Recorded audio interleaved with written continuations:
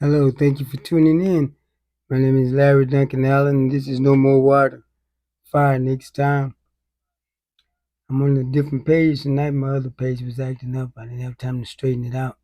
So I decided to come to this page. Probably noticed my title about how how the plot to destroy East St. Louis. I mentioned East St. Louis on there, but I really mean any um, majority black city. Let me put my headphone down. I really mean any majority black city because there's a plot to stop black economic growth. Don't mind as long as a more mixed area. If you have businesses and make money, because they know that wealth is gonna stay in that among everyone, but they don't want to just an all black economic area by itself. And before I get into that, I want to say something. Uh, Bishop Williams and New Shining Light, Holiness Deliverance Non-Denominational Church. Appreciate all of you came out for the toy drive on yesterday. It was very well attended, and I hope you all enjoyed it also. And on Sunday, January the 18th, 2026, is going to be the 29th anniversary honoring Reverend Dr. Martin Luther King Jr. Reverend Dr. Martin Luther King Jr.'s birthday. Special guest speaker, State's Attorney Tom Hayne. So Bishop Williams and New Shining Light would appreciate you coming out. That'd be Sunday, January the 28th.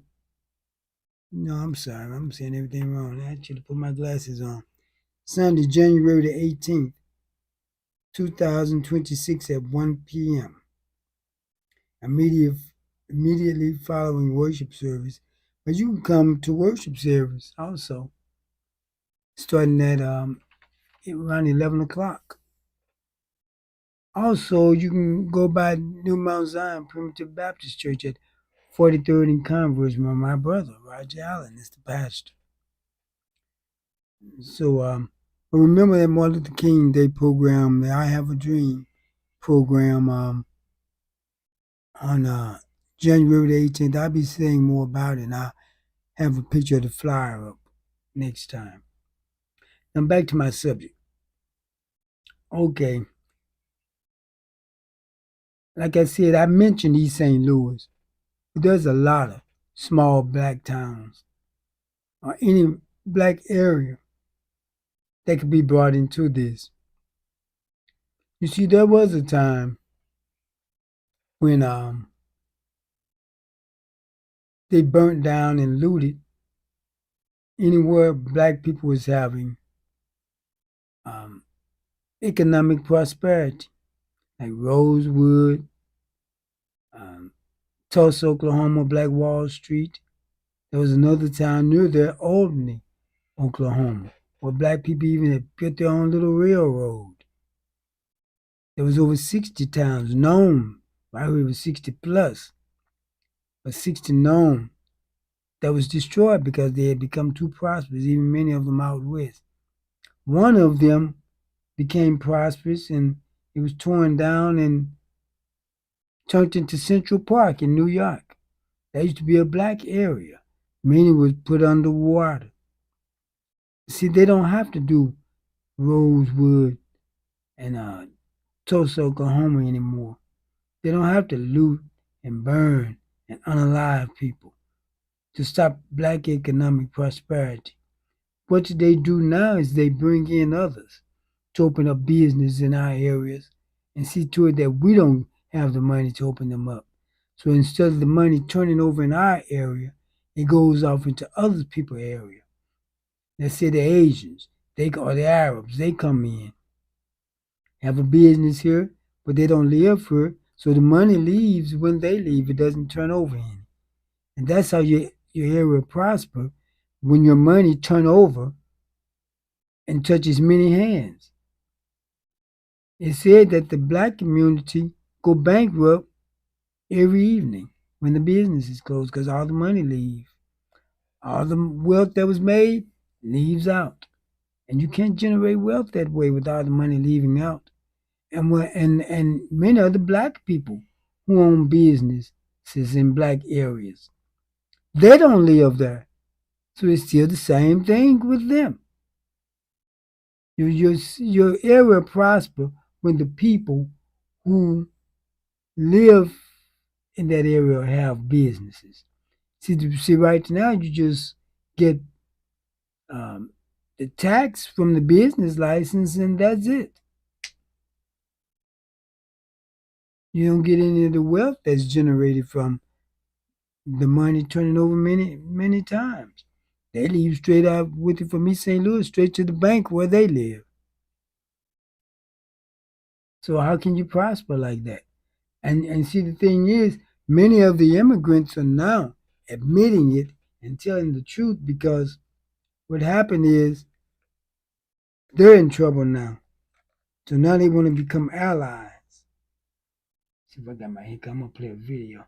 See, now they want to become allies because now they're in trouble. So they want to tell all now. But before they were complicit. I'm gonna play this video. I played it before. Let me show you what this Asian woman says. Thank you for setting me up to talk about this. You're welcome. I know that you and many other Black people know the answer, but it is something that I'm still processing, and it hits me really hard in the gut. I'm glad. And so I want people to understand that I am answering the question, what do I know? Not speaking for anyone. Many commenters today have pointed out how many affluent Black towns have been created and destroyed throughout United States history. And most non-Black people know about the Tulsa Massacre, Black Wall Street, Lake Lanier, but it was many Black towns. One commenter said over 60. And it's not that some Black people sometimes were able to establish a successful community that accumulated wealth. It's that Black people were consistently able to go anywhere and together establish strong communities that accumulated wealth and had education systems and businesses and were thriving. And every time it happened, people destroyed them. That's right. And then as you progress through time, it becomes less acceptable to burn and flood and massacre entire towns.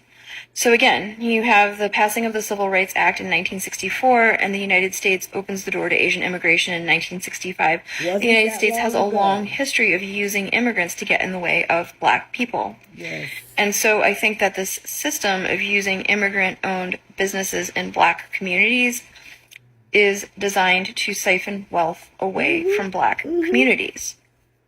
And another commenter asked me, why do I think that people are afraid of letting Black people build their communities and accumulate wealth and to thrive? And we see it so many times. It's because they fear revenge, because they know what they have done to Black people. They know. But again, we have been told that if Black people wanted revenge, it would have happened already. That is not what they want. And I think that people think that the violence and exploitation and abuse of power that they have exacted upon Black people and all Black, brown, indigenous, and people of color is a universal human trait. And that if anybody has that wealth and power, then they would return that evil in kind. But it's not. It is specific to, and all Black people want is to be allowed to thrive and accumulate wealth and exist as other people have been allowed to do.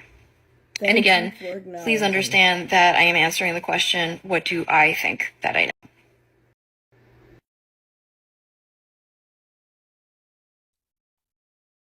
You know what? They're telling it all now, but they were complicit. See, they're coming after the immigrants now. Now they want to tell, like with buddies now, they want Talking about they want black people help. What can we do? Yeah, you were complicit until now. You're having problems. You went along with it, and she's saying that they are afraid of revenge. No, they're not. They just don't want black people to succeed because they said all this stuff about white supremacy. They're better. We can't do anything without them. And they don't want to be proven wrong. They know black people are not going after revenge because when the black people had the black towns, they weren't thinking about white people. So they know better than that. See, people say things like according to the way they think. Black people don't think like that. Now, I would probably get some revenge, but most black people don't think like that. See,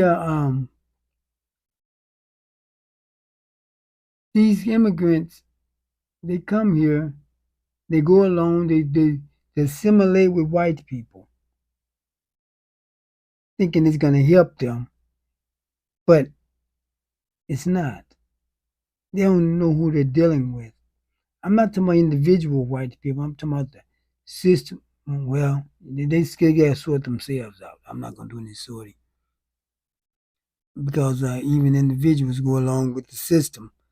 But what they look at what they did with black people. Black people helped them, fought in their wars.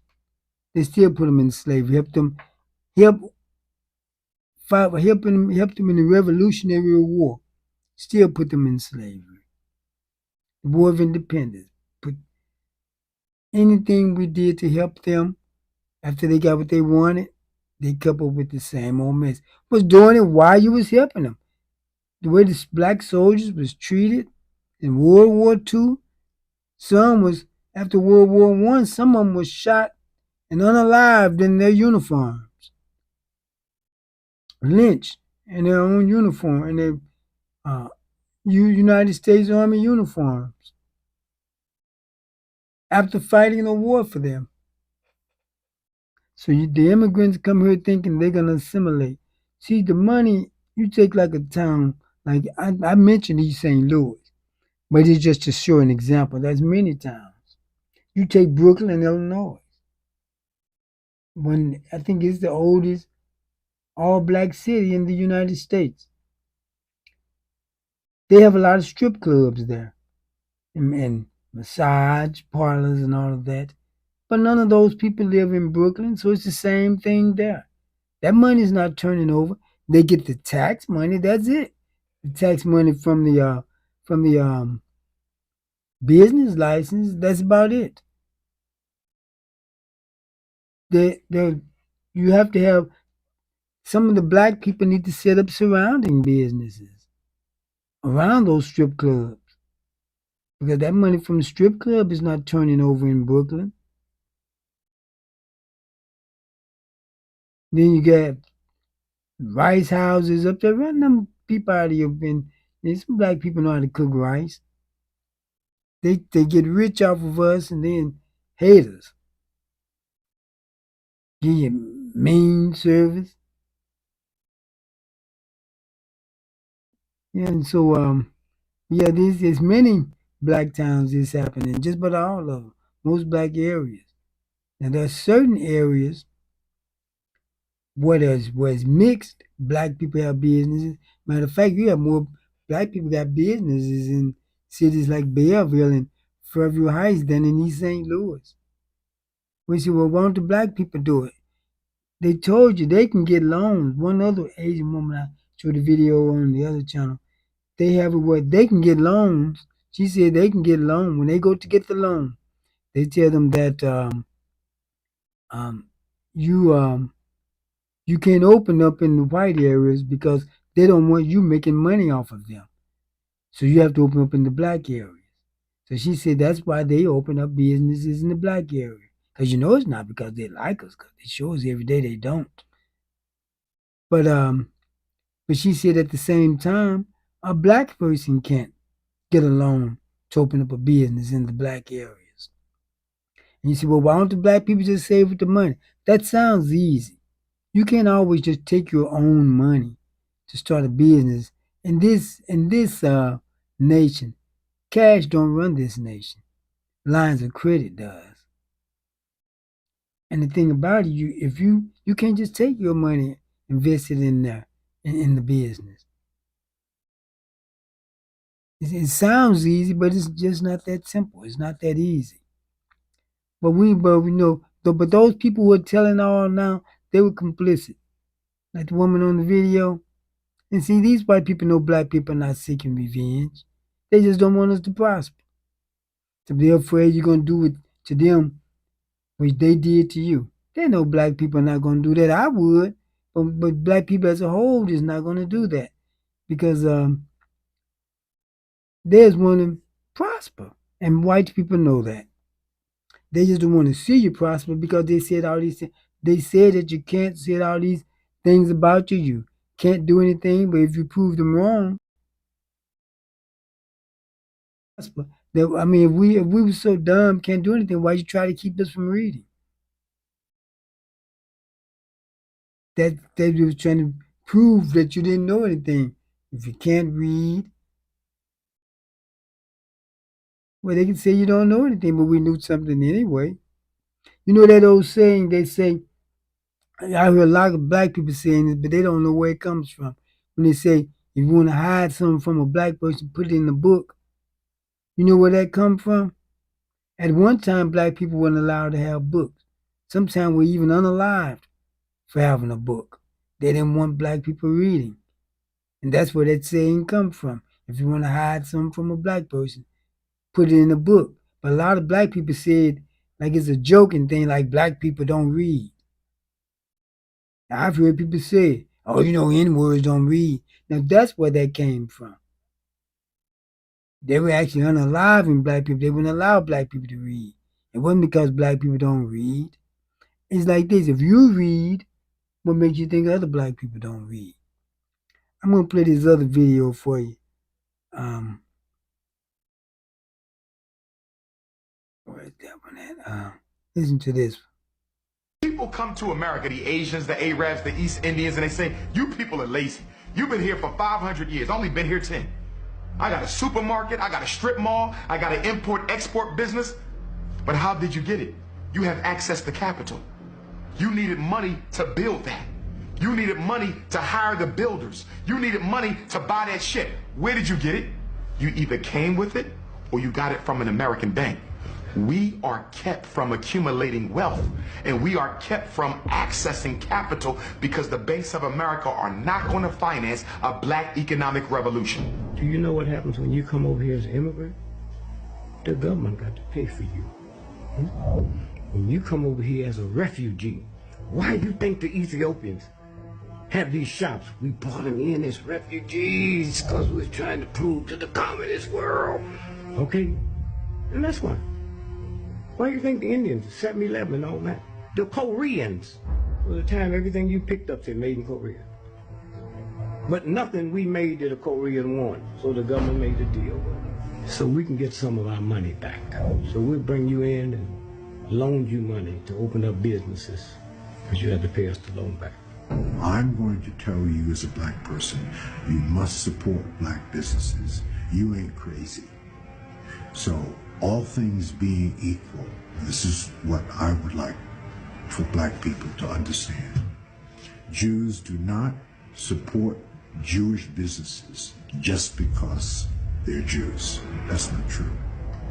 All things being equal, you as a Jew have the same quality, value, and service as all of your competition. The tiebreaker is, I'm a Jew, you're a Jew. You get the business. That's the tiebreaker. But all other things must be equal. So I could tell you as a black man, you must support more black businesses, but you ain't crazy. And you're not going to spend your hard-earned money if you can't get the same quality, value, and service for your hard-earned dollar any place else, right? So we have to ramp up our game. We have to compete. I ain't never saw a soul food restaurant in Chinatown. And I don't think it's because they don't like soul food. It's just they're not going to patronize someone that is not their own. I don't blame them. Good for you. I appreciate you. I just wish more of us thought like that. Most people don't know how to accept us, even though we made it out, even though we making art. And they don't know how to accept us in their circles now. So when they say you're going to rap for us, they don't even know if that's disrespectful sometimes. Steve Jobs, when he died, he had $300 billion in his personal checking account. Did you hear me? And he couldn't make 58. I got an old trifling uncle in Chicago, stay drunk, can't read, can't write, cuss out everybody, and just keep laughing. He 101. Maybe Steve Jobs should have followed him. Most of those stores never worry about scholarships for their children. We are the source of their children's scholarships to school. While we are buying their products and threatening our children, telling them we ain't got the money, their children are going to school on the money that we are giving them.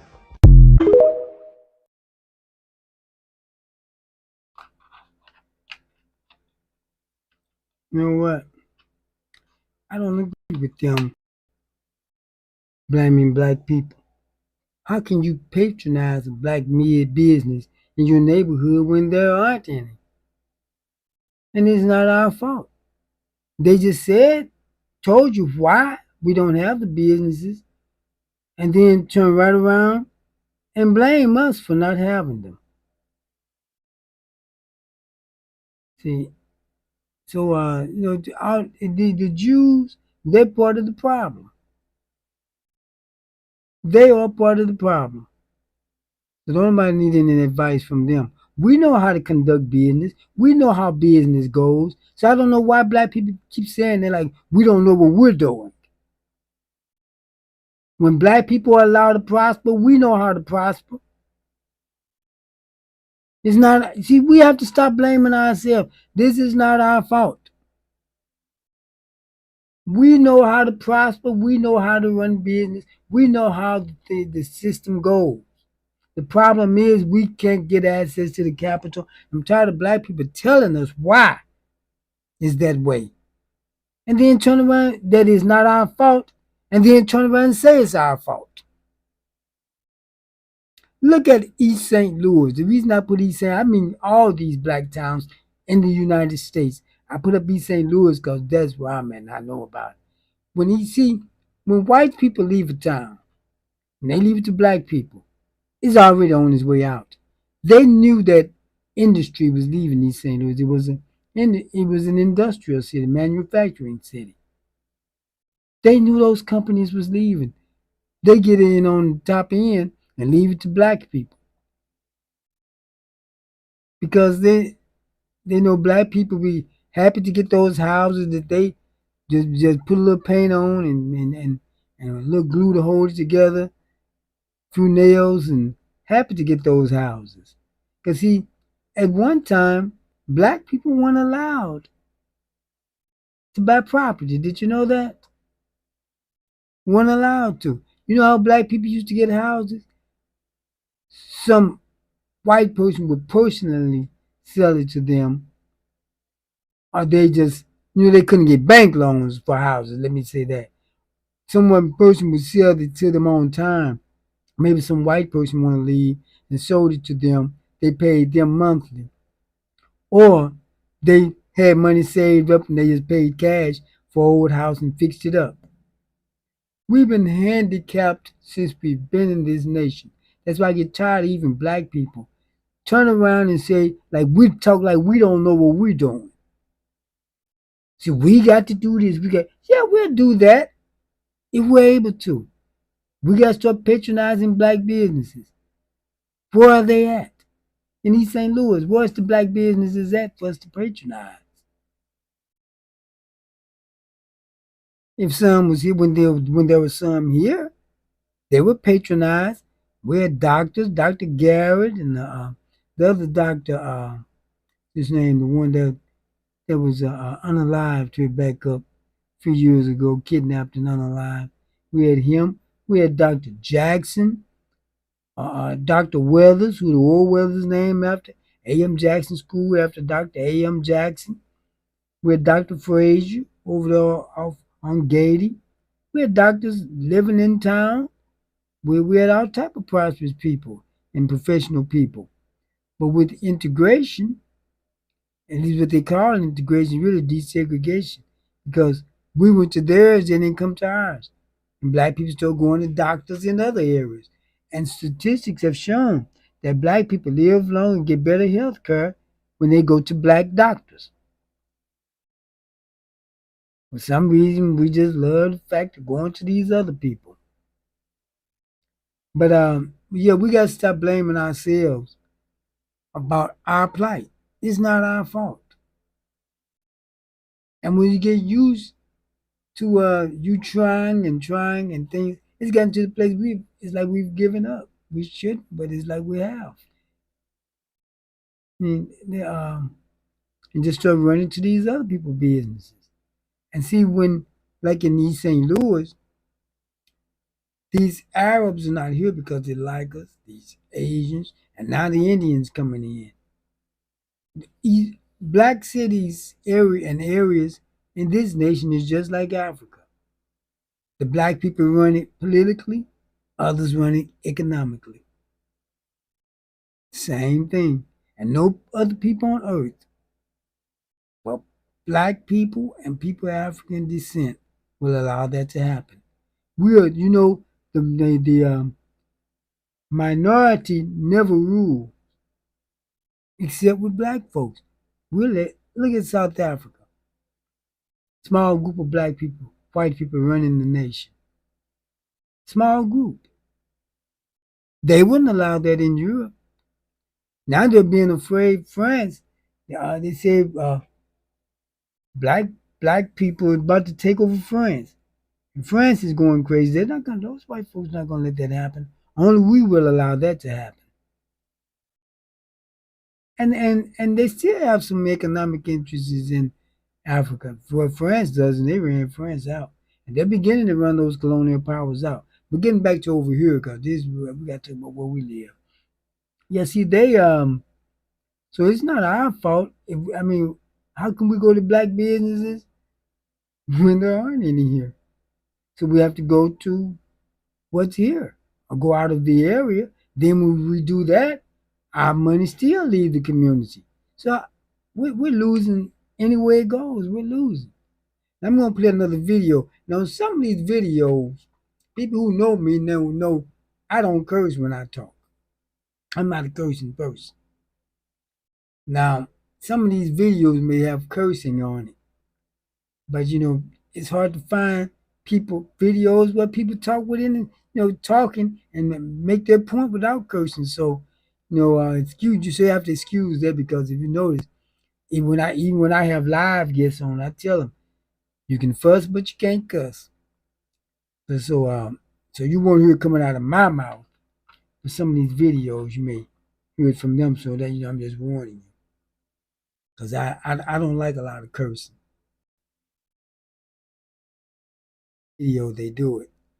Now, I'm going to listen to this one. Is this the one I want? Right here. All these resources that have not come to us, now you want to overly compensate for people who never lived here before, and we need to be taken care of first and foremost before anything else happens here. Why would any leader put our black communities already riddled with crime at further risk by placing unvetted non-taxpayers steps away from our seniors, our children, and our homes we've worked so hard on our own to secure? We are at war, people. Our communities are at war. They are violating our communities, and we asking that we across the country, and we asking and we're demanding for office of Black America, or whatever you want to call it, to deal with issues like this. I did get placed on a wait list, but I was told that the immigrants were taking priority. See, that's a story that a lot of people don't know, and it hurt me. I'm like, oh, wait a minute. I understand we need to be humanitarian, but these people my participants are third and fourth generation Chicagoans. born, bred, fed, and raised here. My grandmother, Mayrella Carrington, rest in peace, always said, Craig, charity starts at home first, and then it go abroad. Politically, having over 500 people in our community would completely wipe out any interest we have. Many of these migrants have been dumped in our neighborhoods without a plan in place to monitor and house them long term. I'm not selling nothing. And I keep telling people, we don't have to move. If you sell, they going to come in. If we don't sell, we got to stand strong and go. That's right. You just get started. If they move, if we don't sell.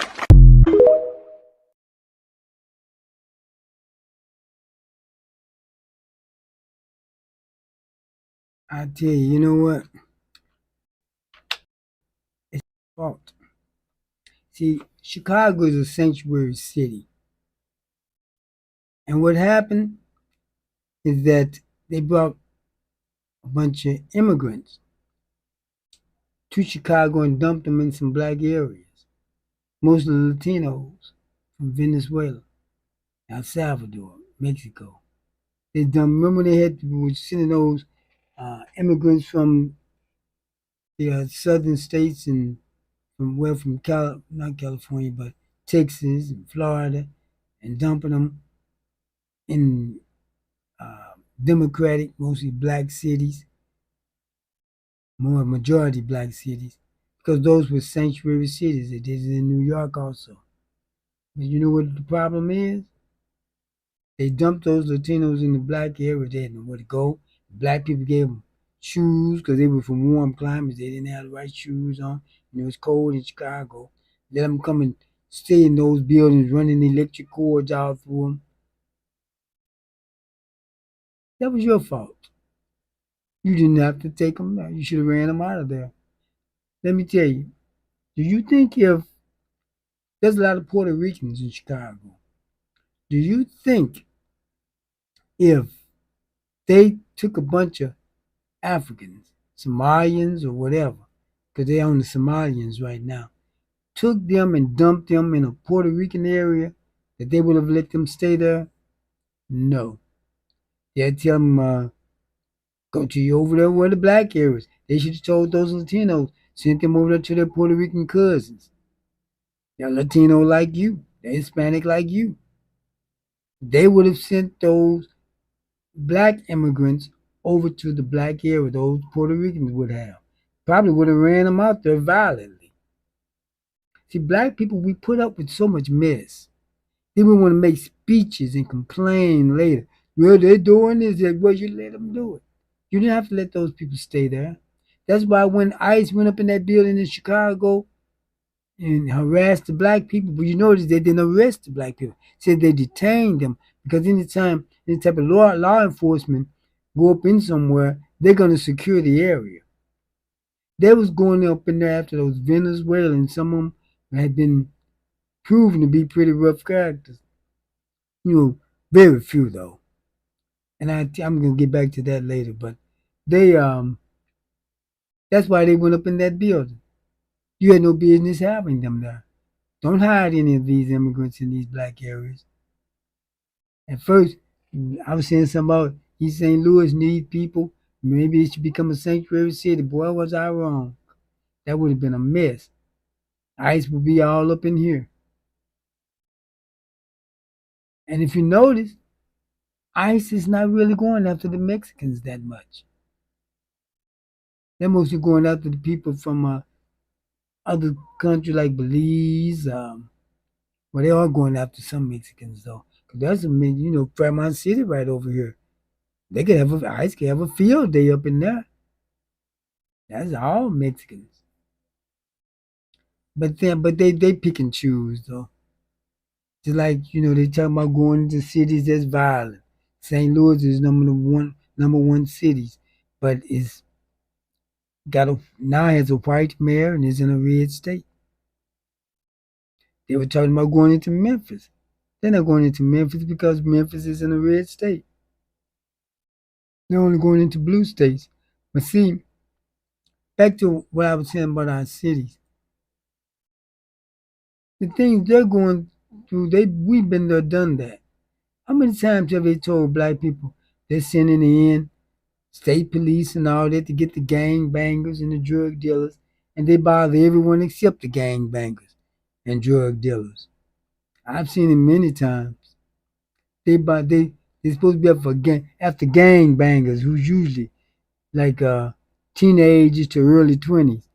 They're going after middle-aged men on their way home from work, like he's in a gang. Well, I know those white guys be in gangs at an old age, but black guys don't. They usually get out of those gangs when they get up in their 20s. But then, just like the stop and frisk in New York. On paper, it was a good concept. It was a good concept, but it was the way that it was implemented. They wasn't going after the gang bangers who they thought had weapons on them. Again, they was going after middle-aged black men and even seniors, like they're gang bangers. I know you got those white gang bangers with long gray beards who's be at home with they bouncing their grandkids on their knee and say they out there gang banging. But black people don't do that at that age. Look at the people at January 6th, all them old people. Should be ashamed of themselves. You wouldn't catch black people at that age out there doing something like that. And they were professional people too. I'm gonna get back to my subject, but one woman flew in on her private jet to join in on that mess. One white woman. Now, what black woman you know who can afford a private jet will be out there jet in and do some mess like that? She probably jet to Paris or somewhere going to shopping spree. She wouldn't jet into Washington, D.C. to go try to trap the Capitol and overthrow the government. You wouldn't catch a black woman with a jet who could afford a private jet doing that. But now let me get back to my subject. Okay, but see, most of these black cities, they're not in the shape they're in by accident. That's why I say we have to stop blaming ourselves for something that was planned against us. See, that a long time ago. See, one thing you have to give white folks credit for, they plan. They have 20, 30, even 50-year plans. We don't have a week plan. They says that, see, if they do things against us in stages. They kept us from having anything as slaves. Then, when the Civil War was over, the Southern states wasn't considered in the Confederacy anymore. The citizens, they couldn't vote. So North Carolina had a majority of black people, and they let them vote. They were running North Carolina. Matter of fact, they set up the Department of Education, public schools. That's where it came from. That was just one generation after slavery. Poor whites start working with the black people. Excuse me. They didn't like that.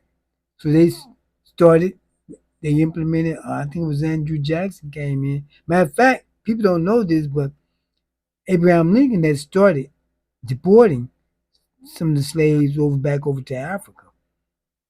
That's how the nation of Liberia was started.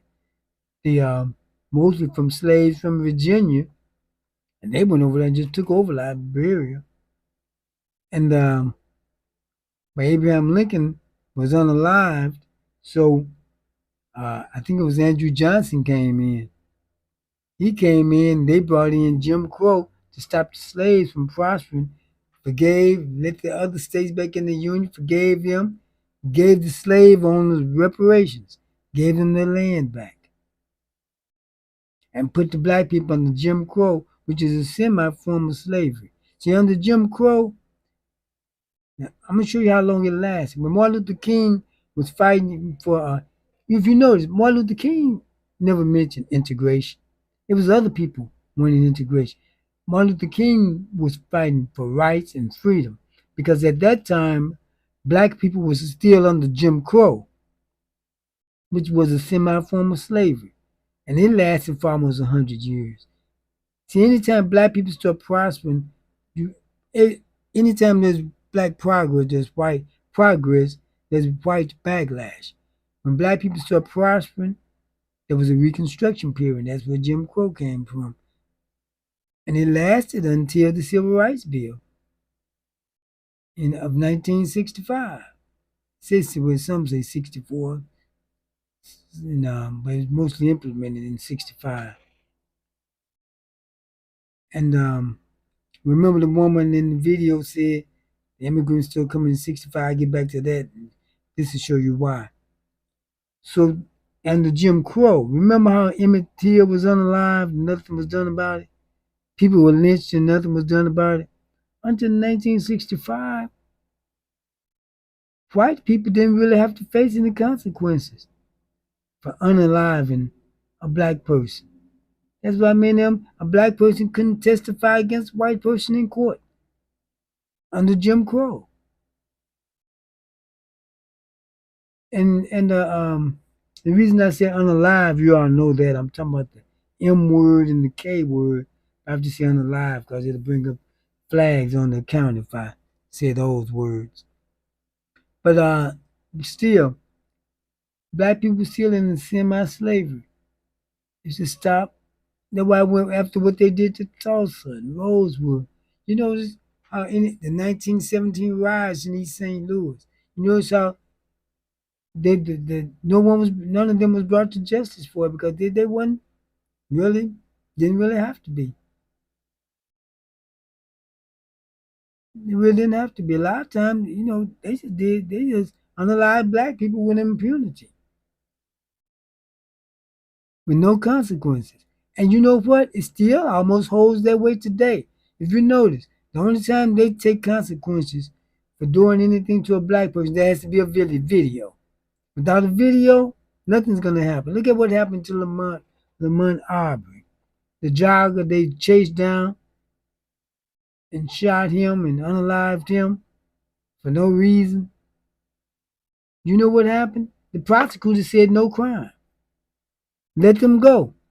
They were so happy that they got away with it. One of their partners said, "I'll show you the video to show that what happened." On the video, you can see them unaliving this black man for no reason. And that's how they ended up in prison for the rest of their life. I know they mad with their buddy. But see, without the video, they would have walked. Without the video, Derek Chauvin would have walked with George Floyd. See, without the video, Darren Wilson got away with unaliving Michael Brown. See, have you been to the spot up there in Ferguson? I used to drop some children off there every weekend. We would pass right by the spot when Michael Brown was unalive. Now, he says Michael Brown, I'm going to get back to my subject, but I got to say this. He says Michael Brown was hitting him in his face trying to get his gun. Michael Brown was a big guy, over 6 feet tall and maybe about 250, 300 pounds. Okay. They took him back to the police station. Like they just slapped him a little bit and make it look like he was hit in the face because he was just red. No bruises or nothing. From a big man like Michael Brown, well, he was a big kid, really. Now, if I was outside your car hitting you in your face, wouldn't your injuries be on your left side? It's facing the window. The little slap red marks all over his face was on his right side. They hit the wrong side. And if you go to that area, they got a big asphalt in that street where the police cruiser was sitting. And they have a small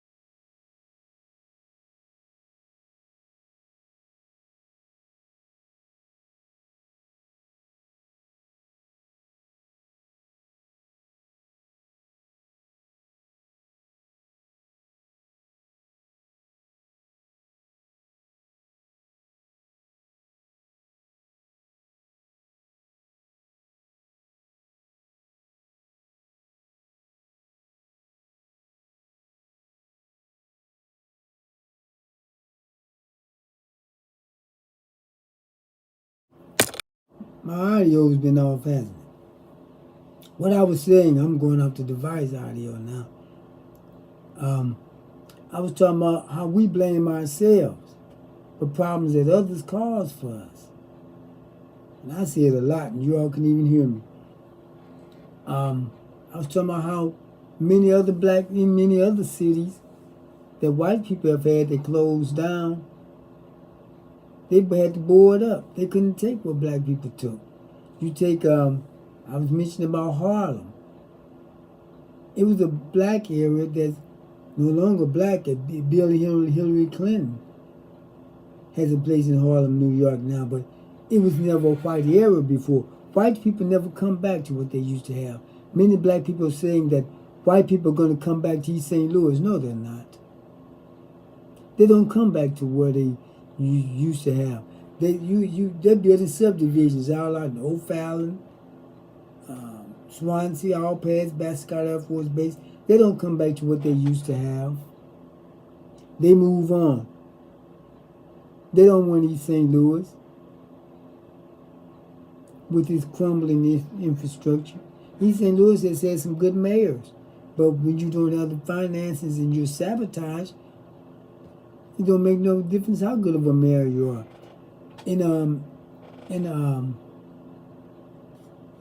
Every city, and every time there's a black elected official, they usually do a good job. The majority. When they become, if you know the cities that has a black mayor and black police chief, crime is usually reduced. And the black mayor do an excellent job. That's how Atlanta became an international city. Atlanta used to be just a little old city in Georgia. Mayor Menard Jackson, the first black mayor, he came in and he built the airport in Atlanta. Many people criticize him for it, say it's not going to work. They built it for $750 million. In today's dollar, it'd probably be $2-3 billion. But when it ended up happening, it made Atlanta grow. And that's what put Atlanta on the map. As a matter of fact, Atlanta Airport, the airport that the black mayor had built, is not only the busiest airport in the United States, it's the busiest airport in the world. But they thought it was a bad idea. He knew what he was doing. Oh, it's hot in here. But I hate I went that long without any audio. I said a lot of good stuff. But so let's not let what other people have brought on us make us feel like we're inadequate, because that's the way they want us to feel. Okay, I'm gonna play this last video. Where's my headset's at? I had to change my audio back to the device audio because I don't know what happened to my mic. I have to put my headset on so I can hear the video.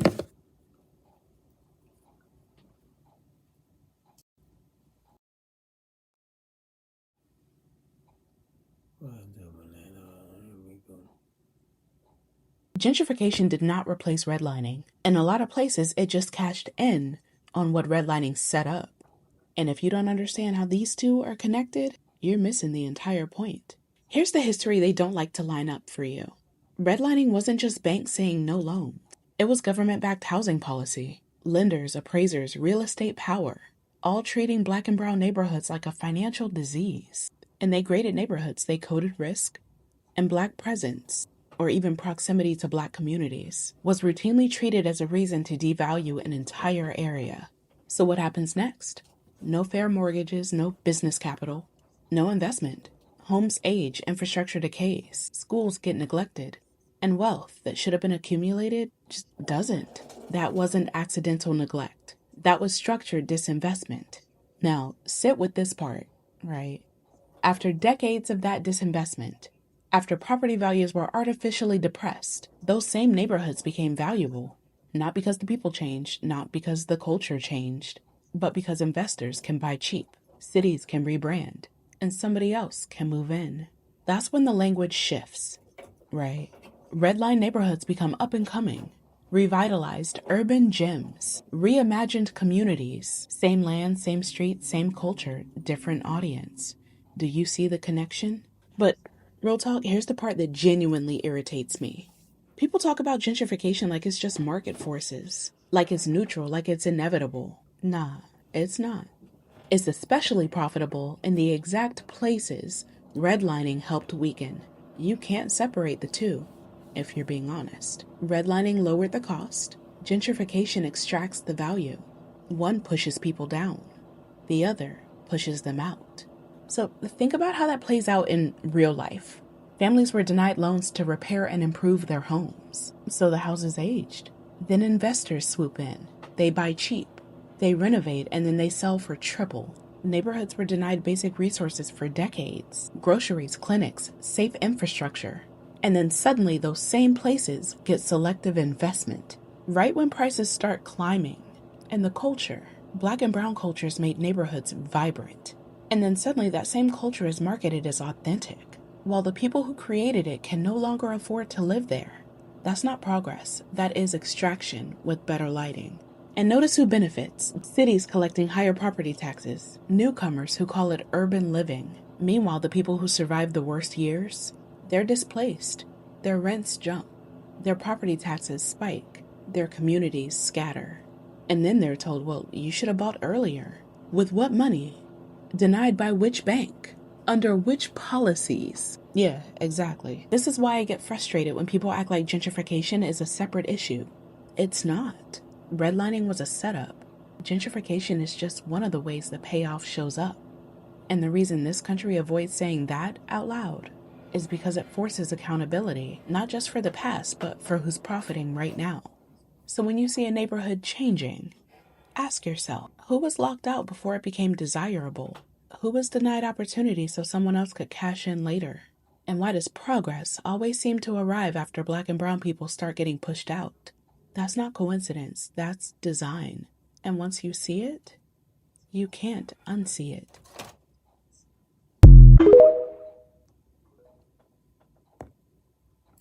Now, what she's saying is partially right.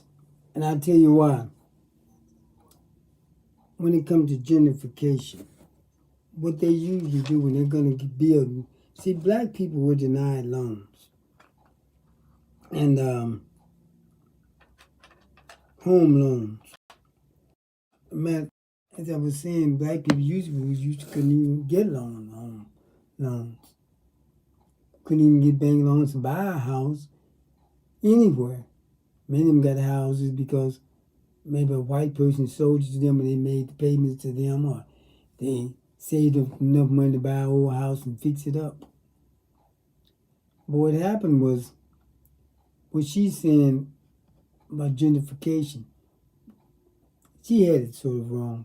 What usually happened with that redlining was when in Black areas they wouldn't give you loans to fix up houses or for houses. So you had to find a way to buy a house, and they kept many Black people renting. But many white people started selling them their house when they ran. Gentrification starts when, let's say they're going to build new subdivisions.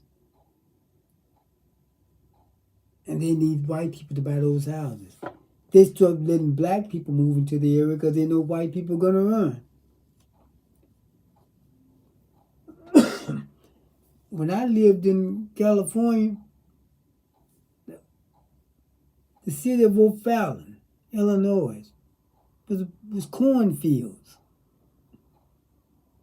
They started letting Black people move into Belleville so they could build those other towns up. They knew white people was going to leave and go up to those towns. They knew white people would go and buy houses in Swansea and in O'Fallon.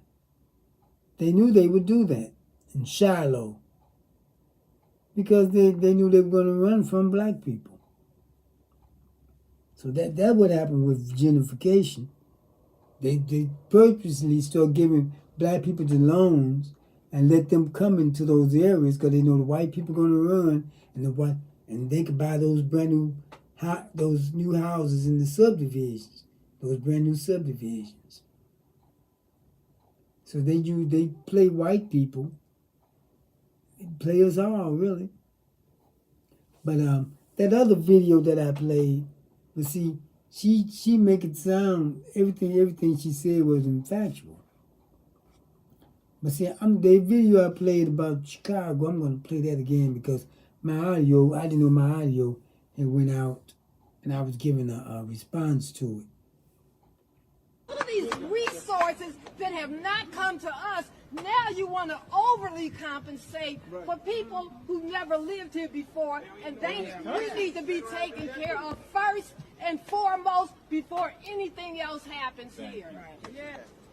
Why would any leader put our black communities already riddled with crime at further risk by placing unvetted non-taxpayers steps away from our seniors, our children, and our homes we've worked so hard on our own to secure? We are at war, people.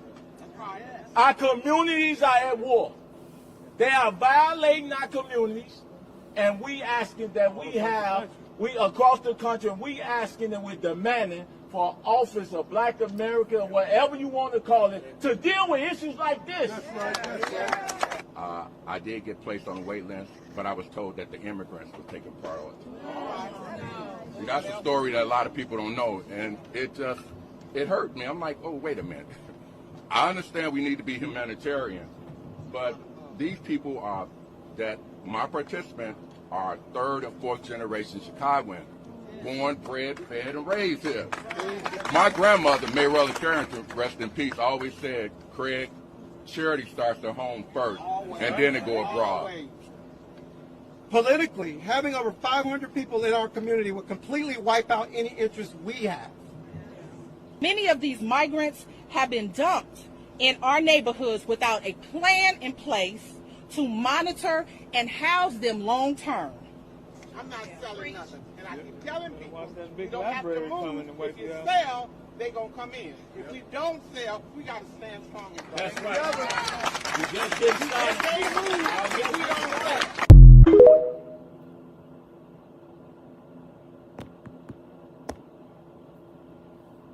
You know what?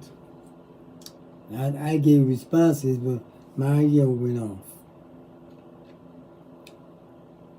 I'm so tired of seeing black people allow stuff to go on, and then you see them go around and have rallies and protests and give big speeches about it, complaining, give big speeches. See, I gotta tell you what happened. I don't think y'all heard me when I gave this response in this video before. Chicago, New York, San Francisco, they're sanctuary cities. Remember when they were sending people busing people up to the sanctuary cities and dropping them off? They dropped some Venezuelans and people from El Salvador and other Central American nations off in Chicago into black areas. The black people, they didn't have the right proper clothing. It was cold up there. And they came from a warm climate. The black people gave them clothing and let them in the building. You know, the people running electric cords all through the building for electric and heat. But that was their fault. There's plenty of Puerto Ricans in Chicago. They should have taken those people over to their Puerto Rican cousins. Get them out of your neighborhood. Had they dropped a bunch of Africans or any type of black immigrants in the Puerto Rican neighborhoods, the Puerto Ricans would have ran them up out of there. And that's what the black people should have done. That's why ICE raided them. They was coming after those immigrants that they had up in their building. They wasn't coming after the black people. So that's your fault there. You want to sit and complain? Because I had said, they said they send those people to Chicago. That's one thing I don't like the Democrats did. They took care of those immigrants when they came in. They were getting all type of help and housing. Some of them put in the hotels. But yet there was homeless black folks up there in Chicago, living out on the streets. And a lot of people saying, well, maybe I should go down to Mexico and come back across the border like an immigrant. So the immigrants being here is not helping us. I know a lot of people saying, we have to look out for them. I hear people on different podcasts, but I'm staying out of that. See, they're all calling us we need to unite. We need to call the truce. We don't need no truce because we welcomed everyone. You didn't welcome us. You came to our own country and thought you was better than us. We're more American than anyone, even than white people. Because we don't have another nation we can go back to. When we came here, the white people, they could say, well, I'm British American, I'm German American, I'm Irish American.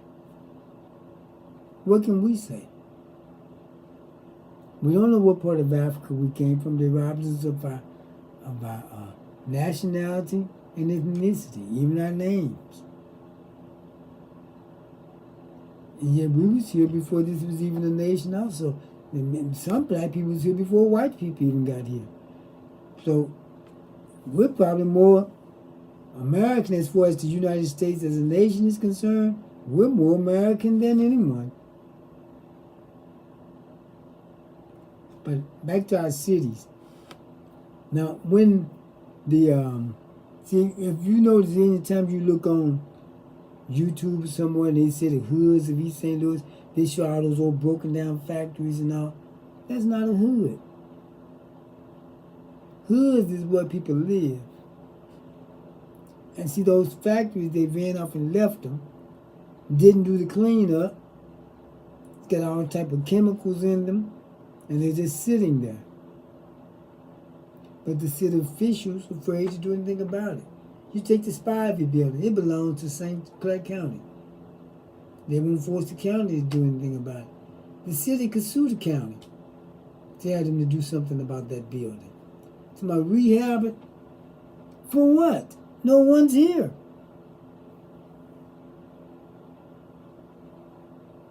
We're too busy trying to rehab old structures instead of building new efficient structures. Build some strip malls with some real businesses in it. You also remember the Red Door Barbecue? They went out of business. And you also run into these old Chinese stop getting that old cheap greasy rice, because them Chinese and Koreans, whatever they are, they don't eat that greasy rice like that. They don't eat that greasy stuff. They don't fix theirs like that. So the Red Door had to go out of business. They were well known. You also had eaten that rice so much until the church's chicken had to close down. 2 of them. Now when a chicken restaurant has to close down in a black area, you know something's got to be wrong. But you start eating that old cheap, nasty rice. Well, it's nasty to me. I can't. Maybe you all like it. Do you know some of that rice they say come from China have plastic rice mixed up in it? You think you eating real rice and some of it's plastic. I wouldn't trust nothing they cook. You can eat bean, ratting rice, batting rice, you don't know. They don't care because they don't like you anyway. They'll feed you anything. But we can't, I just don't see. If we keep our same mindset and we can't get any funding, I can see these black cities are being revived. Because if you notice, I don't know of any black city that's actually been revived. I don't.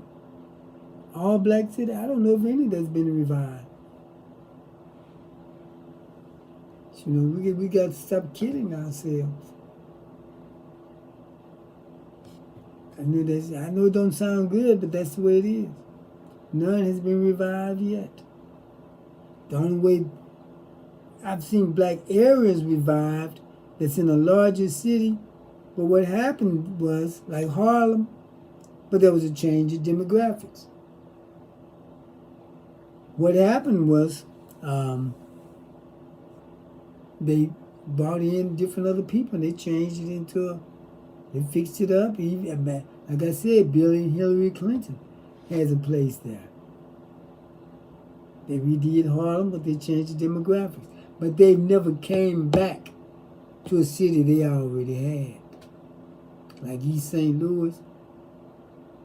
And we focus, one thing they're focusing on is the wrong project. They be saying well, we got location, the riverfront. They got riverfronts all up and down the state of Illinois. We're right across from the Mississippi River. They don't care. You know why? When people talk about building businesses down on the riverfront, you remember how many con artists came? Somebody got $750 million to invest. If I had $750 million, I would have invested in a city that's losing people. See, you know, anytime they come talking that type of money, you know they're lying. You don't invest that kind of money into a city that's dwindling. You go out to an area like, you know, where they build those new subdivisions, where people are coming to. People who tell you they're going to build up that riverfront, they're lying to you. They can't. You know why? Too many levees squeezing at the river. You know how they, you know up there on 89th, you always say if the levees break, go to 89th Street, to Belleville. You know why? You know why 89th Street is called Bluff Road? The Mississippi River used to go all the way out there. It wasn't as, rivers never was that real deep.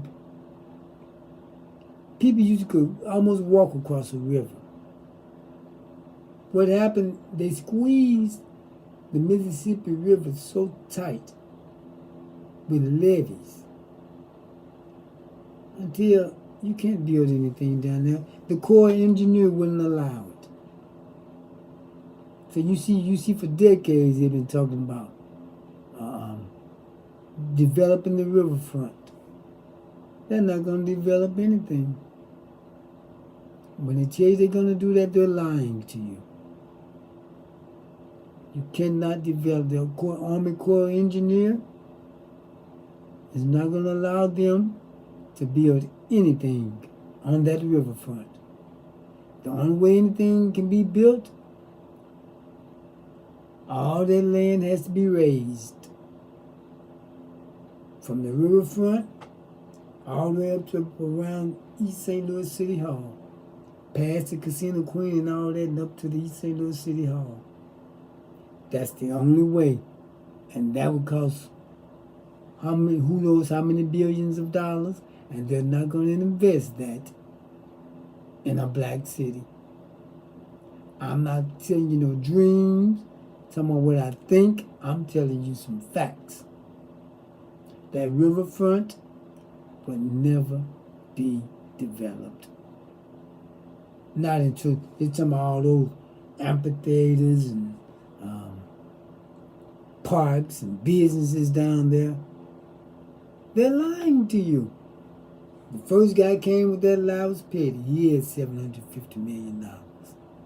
Black guy. Matter of fact, he had an office and said, I'm at home now. That's why I look different. Because I'm not in my office. I usually do this from my office. But he came. He says he had $750 million to invest. And matter of fact, where my office is at, I wasn't there at the time, but he had an office in that building. But he's going to other people. There's a person I know, I'm not going to call the name, but she gave him $20,000 as an investment. Now, if he got $750 million, what do you need your money for? I tried to tell her that. But look, he left town. He got tossed out the building because he couldn't even pay his rent.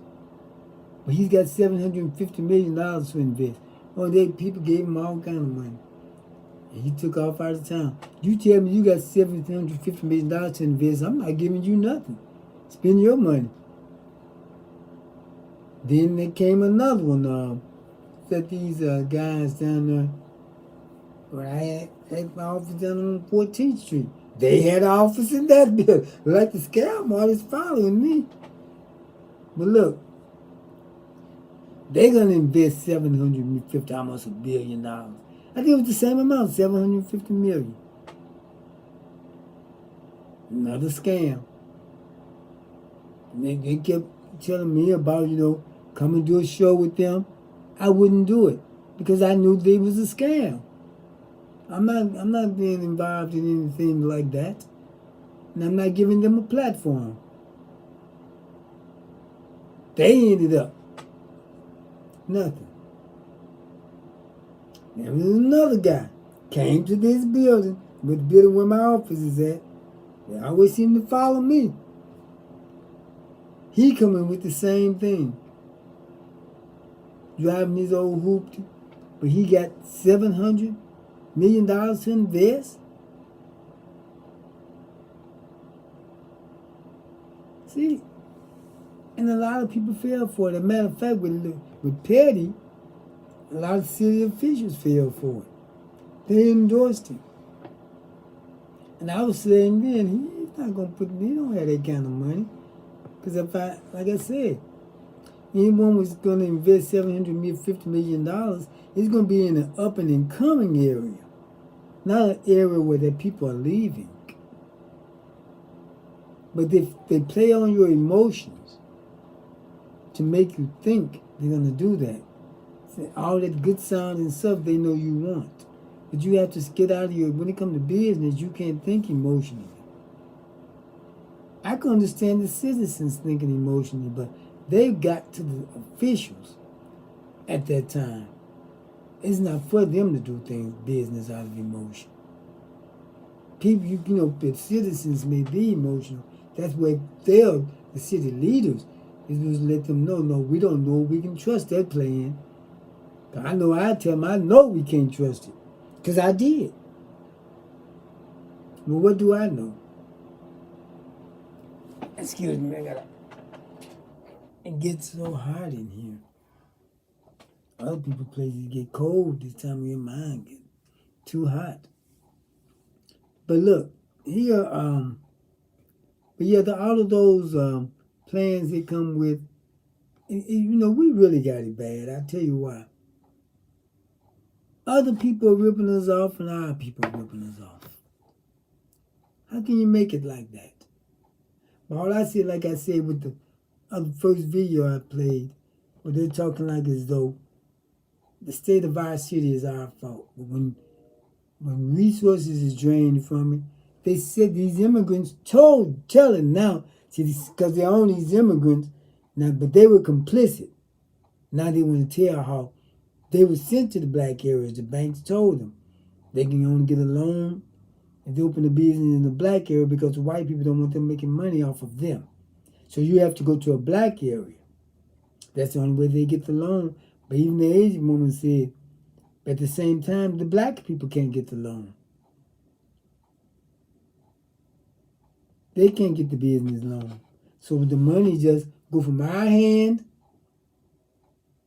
they go home, take it to their community, bank in their community, and we get nothing because the money don't turn over here. See, that's why, like I said before, I'm going to recap. They don't have to do Rosewood, Black Wall Street anymore. They said, let these immigrants come in here, take the money out, They never change over. The wealth just leaves. The black community goes bankrupt every evening when the business is closed. Because the money goes from your hand to their hand, and leave up out of here. You can't create wealth that way.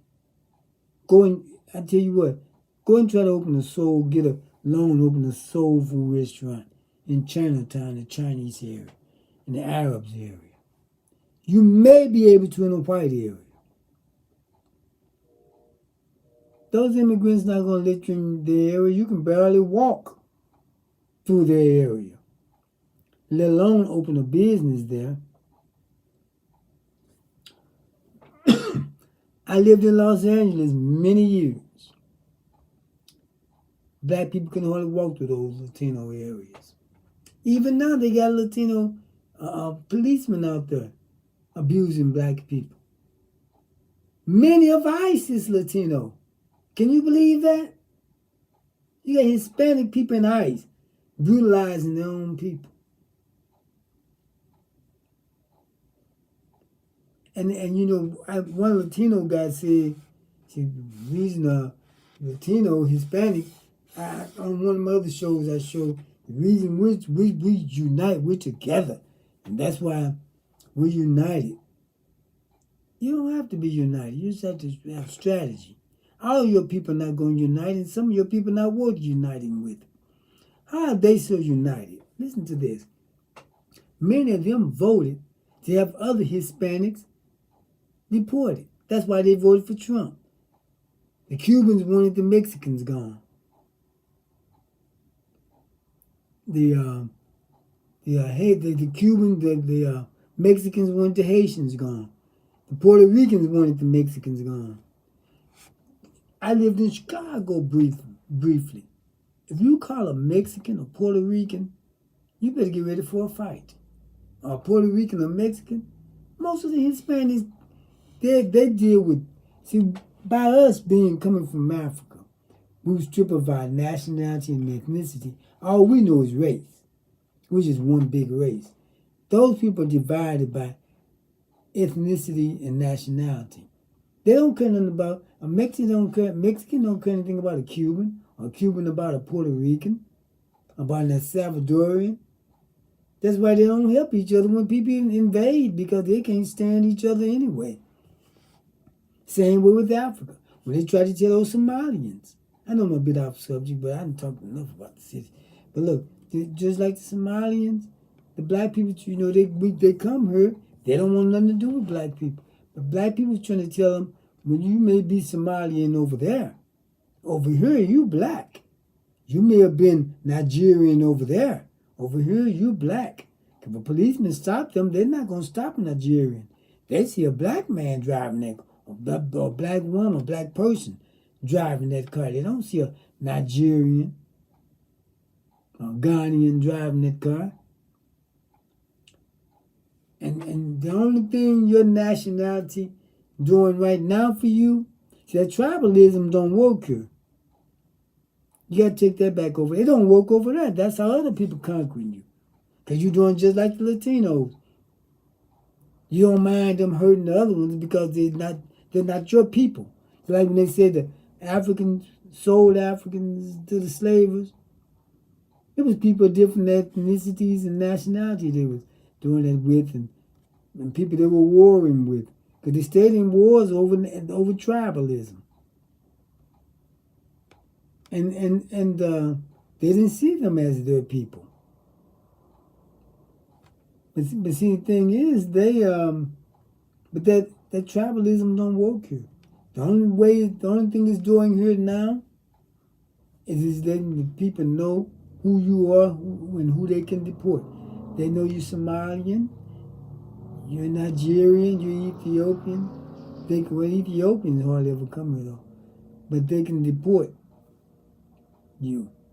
That's all it's doing is identifying you now. But now many of them are saying they're black. Too late. You're not getting a black card. You had your chance. They're saying, you know what they had the nerve to say? Blacks have angry because we don't look black. We look better than them. See, they have kind of curly hair. They got long faces and big old heads. And you seen them, and they think they look good. See, if you notice, everybody come after us. It don't go well for them. It's not going well for white people. They're suffering more under Trump than we are. I know some black people lost jobs. Of course it's going to happen. But up to 600,000 black women lost government jobs because, see, they were the ones who, black men really couldn't get those government jobs.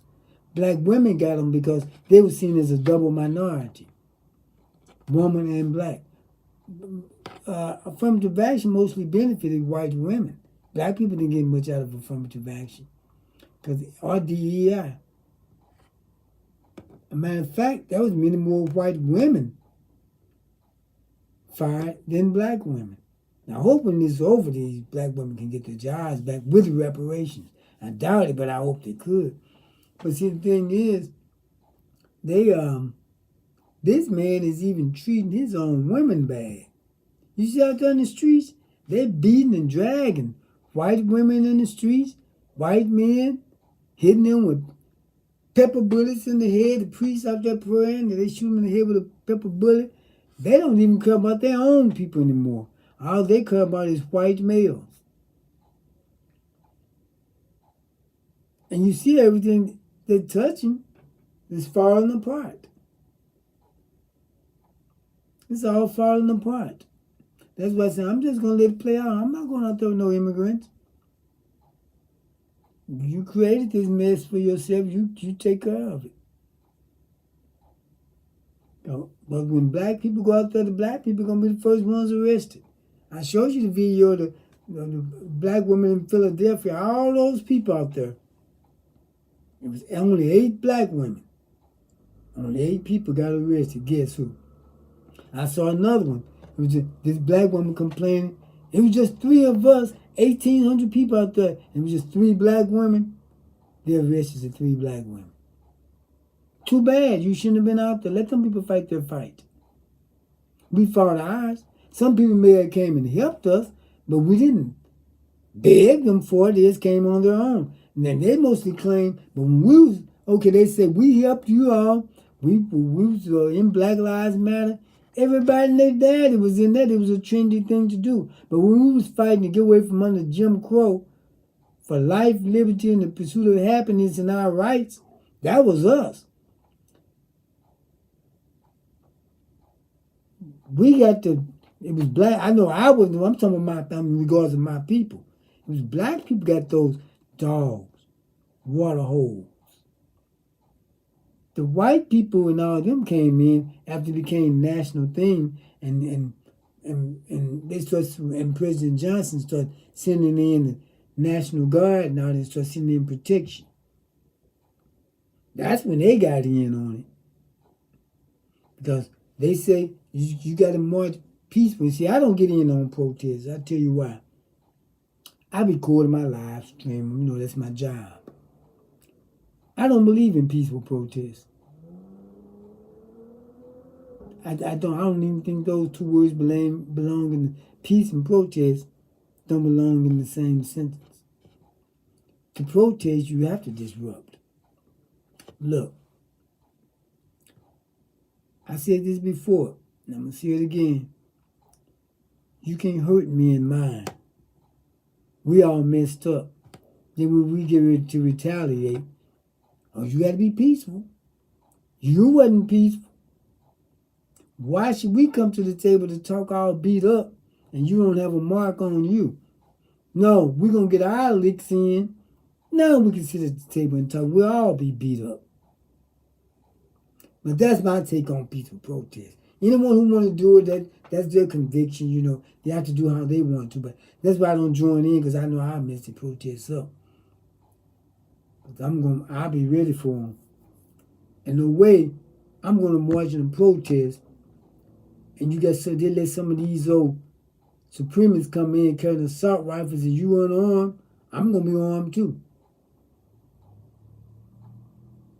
If I come to your protest, They got a AR-15, I'm bringing mine. And others. And some stuff they can't see. You don't go around to go to no protest unarmed, depending on those people goodwill. Get your CCW while you still can before they stop that. Because we have to be ready for whatever. But look, because this stuff like the new Black Panther Party, we're tired of seeing their parades. When you gonna start helping to protect black people? I'm tired of you just putting up that old Hebrew Israelite group. They be about 2,000-3,000 marching in the street. All they're doing is putting up a parade. They're not gonna bust a grape. We need men who, and even women who are ready to stand up like they did in Columbus or in the woods in Lincoln Heights, Ohio. Those people gonna come up there talking all that crazy talk. Those black people ran them up out of there. Made them jump back in their U-Haul. And now in Lincoln Heights, they take their kids to school, the men and women. Got on their bulletproof gear and their pistols on their side. And their rifles. They didn't take their kids to school. More going around their neighborhoods. Say, come on back if you want to. They're not coming back because they can't stand the fight. They're used to them having all the weapons. That's the way they fight. That's why the United States beat up on little countries they know can't do anything. That's why now you see Nigeria buying new fighter jets. They're not going to take it lying down. I don't blame them. And the other African nations need to start helping each other. Stop all that tribal stuff. It didn't work there and you tried to bring it here. And see, that's why we can't get in with these immigrants. They want to pull these scams. And see, we couldn't have done that because we didn't get the money those immigrants and refugees got. And it's because of black people that they're here. See, and when I tell you I was going to get back to 1965, they started, after the Civil Rights Bill, 1965, they started letting immigrants in. That's when they had that plan for them to start coming in and stealing the resources from our community. We went for it, and it worked. We have to stop letting folks come in our area like other folks do. We cannot go in a Latino neighborhood and open any kind of business, but they can come in ours. We can't go in an Asian neighborhood, open any kind of business, but they can come in ours. We can go in a white neighborhood, but it really don't be a white neighborhood, it really be a more of a mixed neighborhood. But these other people, these immigrants, on a personal level, they treat us worse than white people. On the systematic level, white people are nice personally. But as the numbers grow, on the systematic level, all that changes. They're diabolical. Now, we're diabolical towards each other, not everybody else, but each other on a personal level. But we're some good people as a group, as a people, but mostly to other people, really, not to each other. Teach the oppressed to hate themselves. They will start oppressing themselves, the oppressor no longer have to be present. They start oppressing themselves. They taught us to hate ourselves, and we oppress each other. And they sit back and laugh. And know they caused the whole thing. Look, these immigrants, when I lived around them in Los Angeles, they hated us. They didn't want anything to do with us. And I'm talking about the black ones too, the Africans, the black Mexicans. They had the nerve to do that. And they only have a certain part of Mexico that they can live in. Because they went along with that ethnic thing. And you know why the people of color nations, people of color come here like this towards black people? Now that they're being sought after, they're saying, well, we were told not to be around black people, and that's why we tried to assimilate with white people. No, you know what? You mistreat black people over in your country. Over in India, black people treated almost like slaves. Pakistan, all places. Brazil, they unalive over 100 black people a day down there. Mostly the police. See, Brazil has the largest, that number may not be correct. I better not say the number, it's a lot. Brazil has the largest number of Africans outside of Africa. The largest concentration. But look, but they mistreat black people in their nations. Black people in Russia, China, black people mistreated all around the world. And they don't see no African, they see black. The Somalians, they're saying they're black now. All these immigrants black now. Or they want to choose. We don't need to choose because we wasn't doing nothing to you. It was you. But look, they are on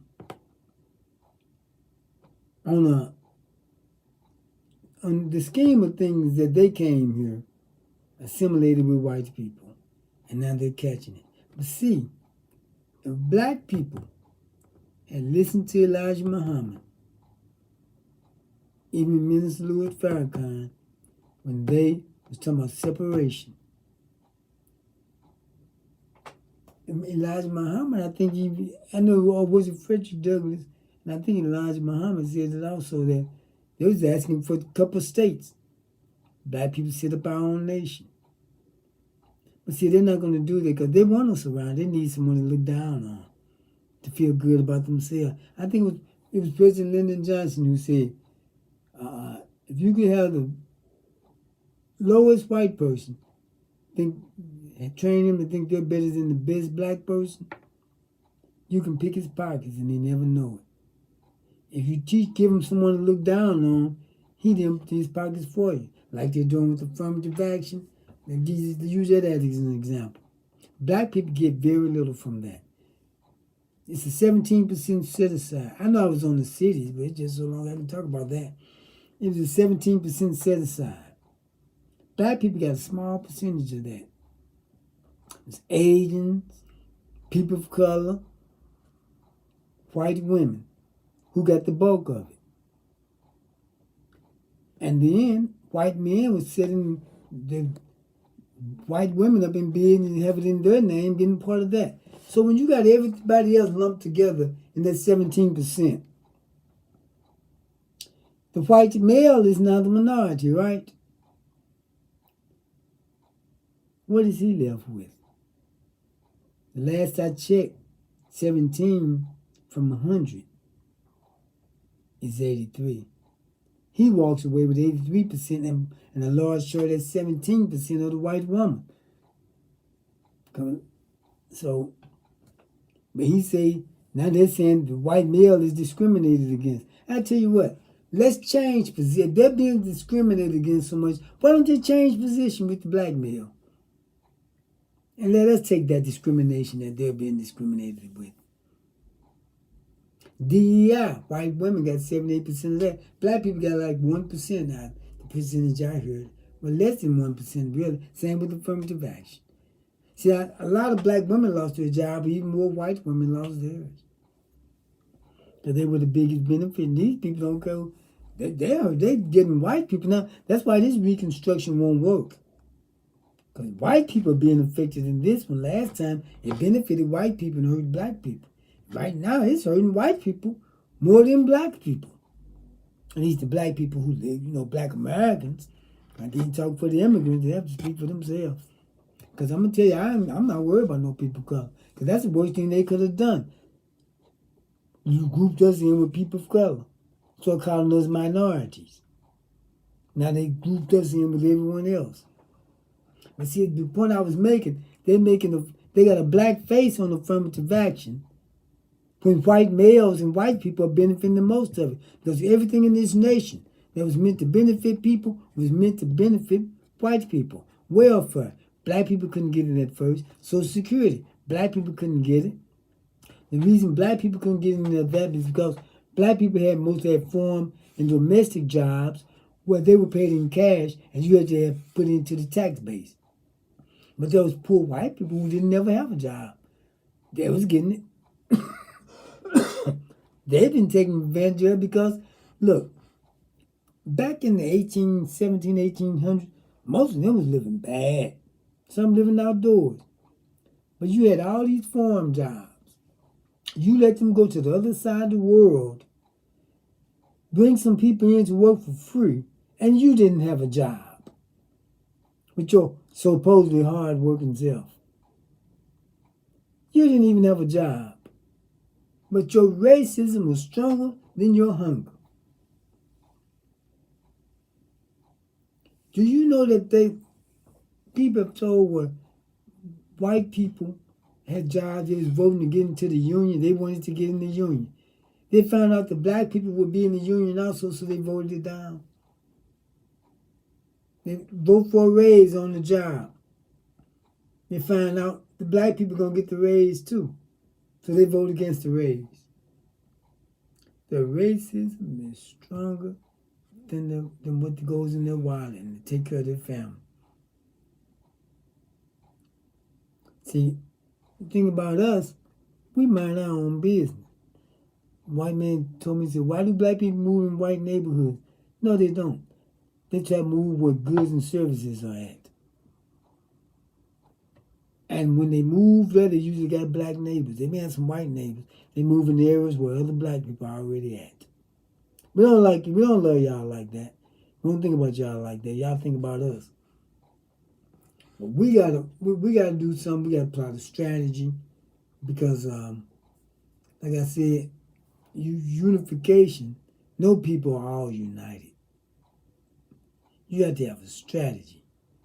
Usually, it's a small percentage of the people who get you over because, see, everybody's not going to make it to the promised land.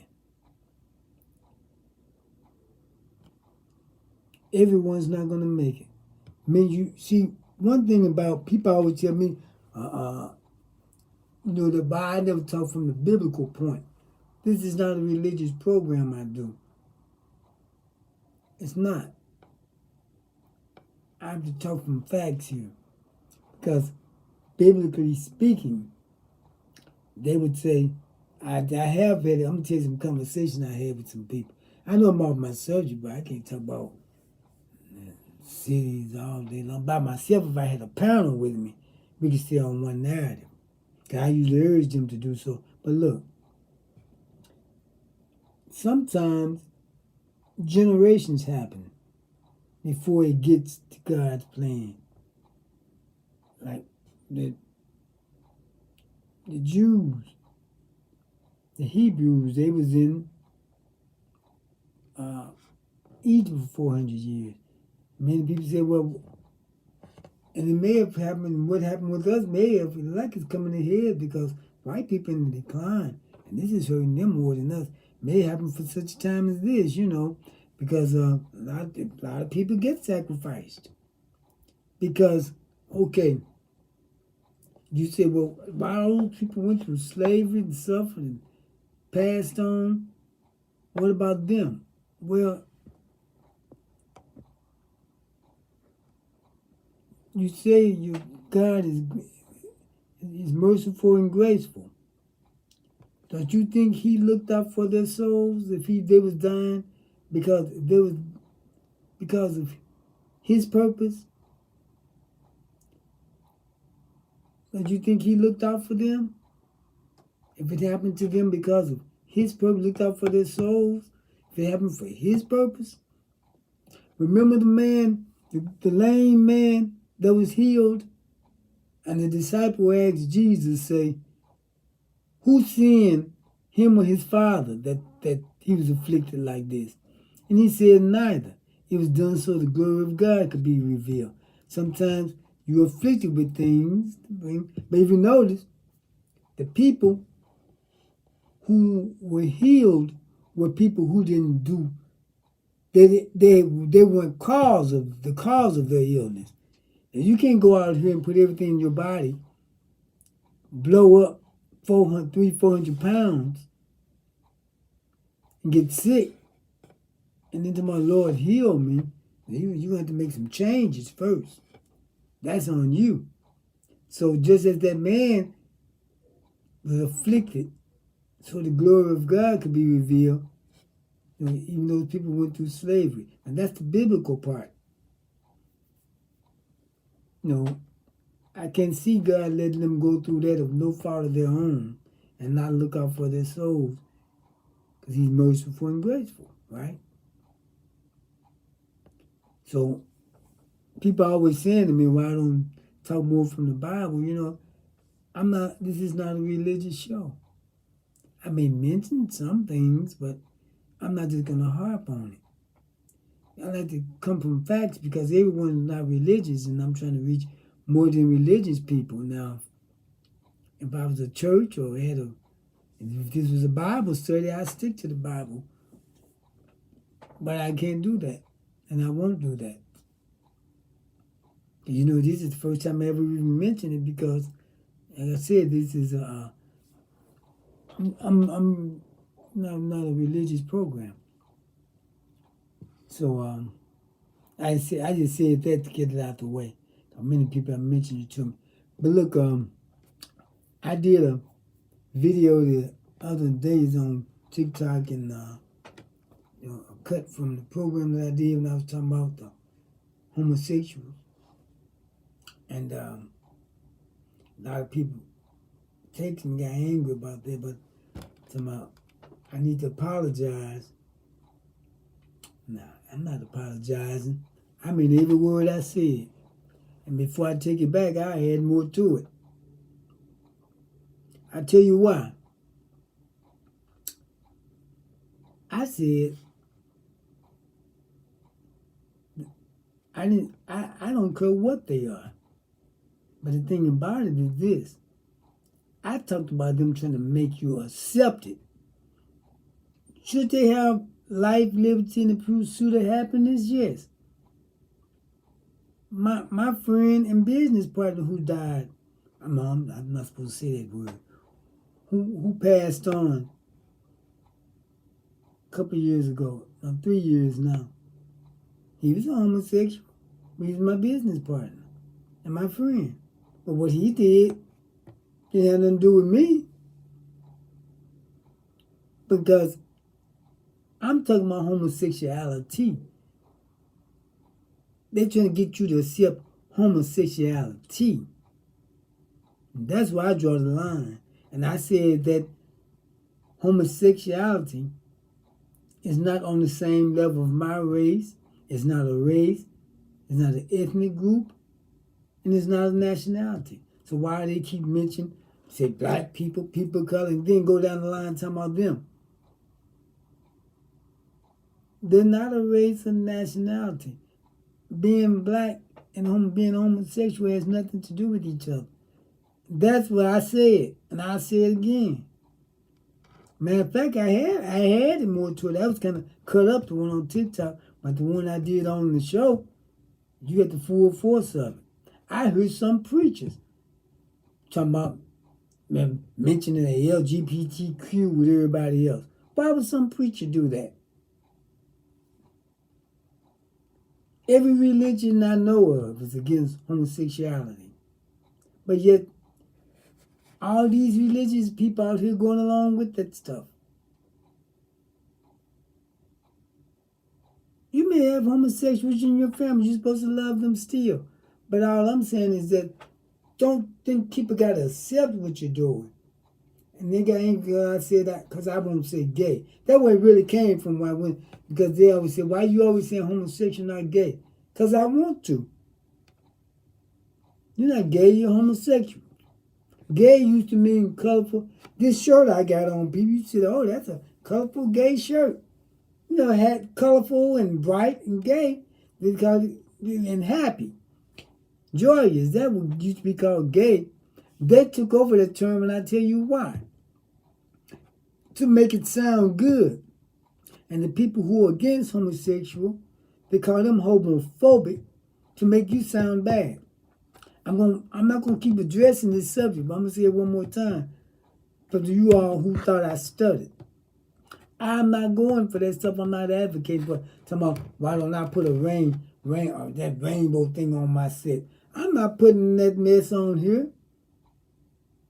You do it. I don't advocate for that. That's why I'm addressing this again, because I got some more text about that. I'm not putting no rainbow nothing on here. You put it on yours. Don't tell me what to do. I mean, it's how I want to. And the thing about it, you people need to quit giving in to that stuff. You can't mention nothing about them without losing your jobs, your contracts, and everything else. Can't nobody fire me. And even if they could fire me, I still wouldn't go along with it. I just keep my mouth shut. You can't make people go. See, there are people who back homosexuals for their rights. You don't want them discriminated against, like they can't get a job. Because even if a homosexual worked for me, they can't bring all that sexual stuff on the job. You know why? A heterosexual person can't be bringing all that sexual stuff on the job. So it wouldn't be discriminating against them. It would be a policy for everyone.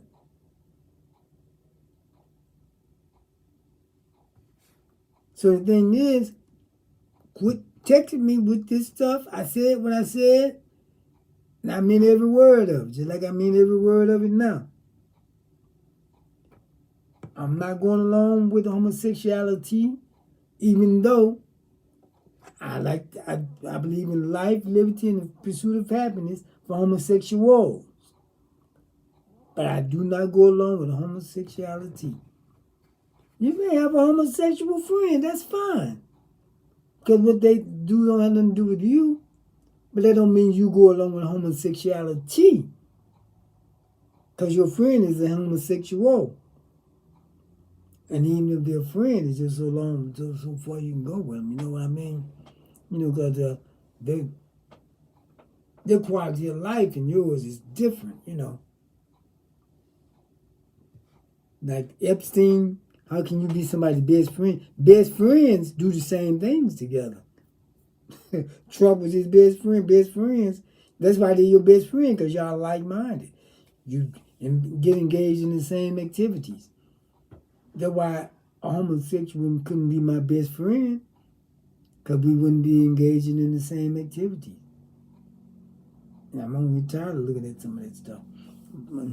But see, the thing is, but back to what I was talking about. Back to the black cities. I was saying that, like I said about East St. Louis, is not going to get developed, like they say. It's not. I've never seen a black city. East St. Louis, none of these black cities. Because the black people with money are not going to come through and do anything. But why should they? Why should you invest money in failing areas? No one's going to do that. I wouldn't do it. The only way these areas going to get developed if they see somebody see an economic, a way they can benefit from it economically. Other than that, and the black people won't be here anymore, the change of demographics. That's the only way white folks will come back. They find some oil here or something. They come here just to live and they just want it back. They never came back to a town they left.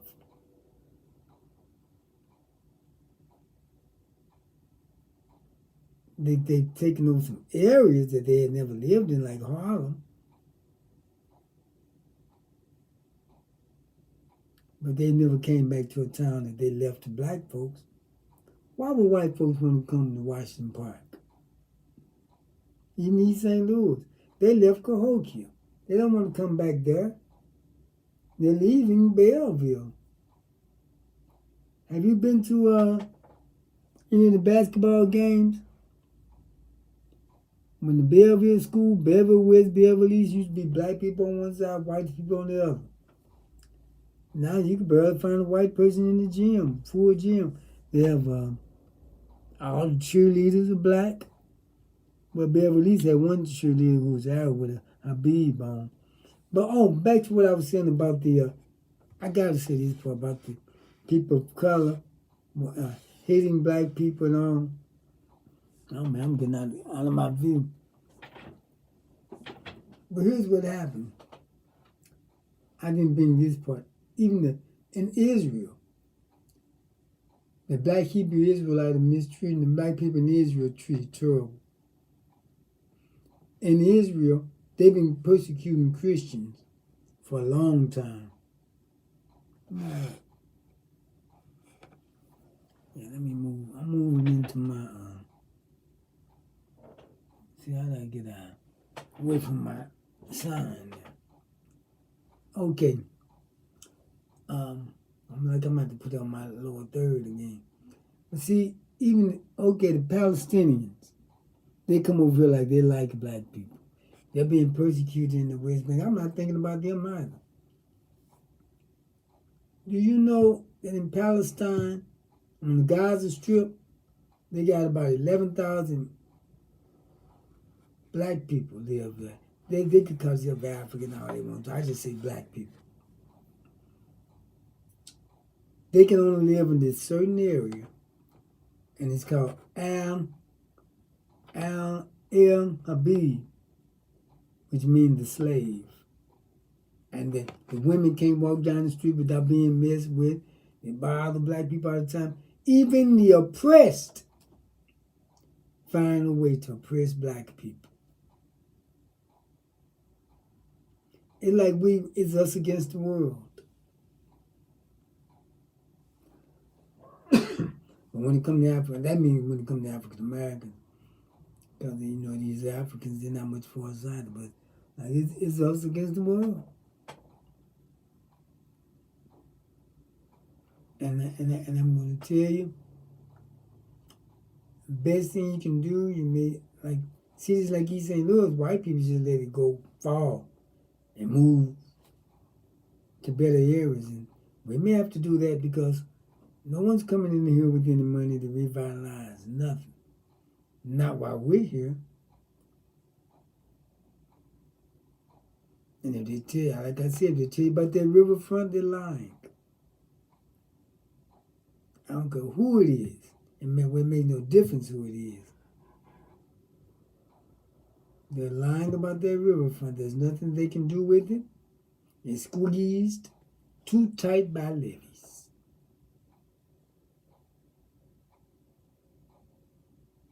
And there's nothing you can do with it. If the levees break, all of East St. Louis will be flooded. And it would go all the way up to 89th Street. Well, maybe not that far now, because if you notice, the city was raised. There was this mayor years ago that got out of office because he had a lot of money spent the court, engineer, because you notice how you have to come up steeply when you're from the Casino Queen to East St. Louis City Hall. That was raised.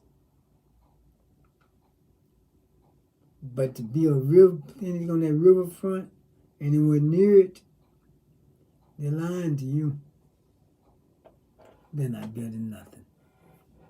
It's going to take your money and come and say, have you invest like Teddy did, and run off with your money. Any black person you hear come to you, but anyone really, but especially a black person, come to you talking about spending close to $1 billion, you know he don't have that money. And he can't raise it. So don't even believe that. Think with your factual, not emotionally. Use your head, don't use your heart when it comes to business. Because you get screwed over every time if you try to use your heart to do business. That's not, your heart is to have compassion with other people on a personal level, not on a business level. I do business with people I don't even like. Can't stand, really. But I stand them long enough to do business with them. I don't let that get in the way of business. And you know what? They don't even know I don't like them. They're not supposed to. Let me see. I gotta move to. Oh, I'm back in there. I'm back in my right area now. But they're not supposed to know that I don't like them. It has nothing to do with business. But yeah, but let's I better get ready to go. I've been on here too long. Oh man, it's late. I better get ready to go. But think about that. I'm gonna do another show about the cities, because these black cities aren't coming back. Don't let people fool you. They're not. Going down and down and not coming back up. Most of the people are leaving anyway. No one's going to invest in a city that's losing people. Like I said, anytime a city loses 2 of its main chicken restaurants in a black area, you know they got some problems. So with that, thank you for tuning in to No More Water, Fire next time. I hope you enjoyed the show. I don't put my Cash App yet. I'm going to get on Roku also to do that. I'm going to be going live I got a Roku channel coming out. They set up the website, and I'll be able to roll. I actually got paid for it now, so I'll be ready to roll, and hopefully around the first of the year, and I could swing this over live to Roku. I'm still going on Instagram and TikTok also. That Red Note, I got to figure it out. That's owned by started by Isaac Hayes Jr., Isaac Hayes' son. They want you to pay into it, but you can use the app. I just don't understand it yet. And I'm going to start going on Instagram. The reason I've been going on Instagram and TikTok is because my graphics and all won't be up. And when I can only go on there and talk, you won't be able to see my videos that I play. That's why I've been reluctant that I can go on Twitch, but there's not that many people on Twitch. Yeah, Twitch is not very popular. So I'm going to get out of here. It's gotten late. And I have to get up in the morning. I'm sure most of you do also. So thank you for tuning in. My name is Larry Duncan Allen. This has been No More Water, Fire next time. And I'll see you next time.